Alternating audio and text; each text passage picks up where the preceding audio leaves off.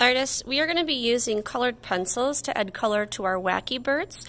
The reason we're using colored pencils is because we have some really small areas, and a crayon sometimes is not easy to get into small areas.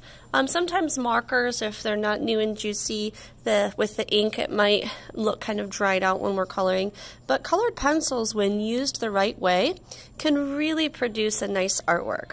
One thing that I want to recommend to you when you use colored pencils for this particular project is I want you to think about not having anything called ghosties, is what I call them.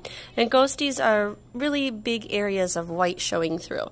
And what I mean by that, instead of coloring lightly, try pushing really hard with the colored pencils so that it is a really bold color. You can see that I'm not leaving any ghosties. And by pushing really hard with the colored pencil, the wax of the color kind of builds up a really nice layer.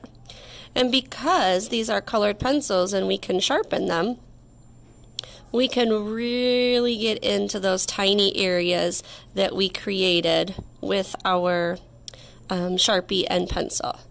So pushing really hard is one nice way to use colored pencils. Sometimes people don't like using colored pencils because they have to sharpen them a lot, but really it's worth it to use them to be able to get into these tiny areas. So I'm going to continue using my colored pencils by pushing really hard, and I'll show you the end result. So as you can see, I've pushed really hard with the colored pencils. I've tried really hard not to leave a lot of ghosties, and I have created a really bold and colorful wacky bird work of art.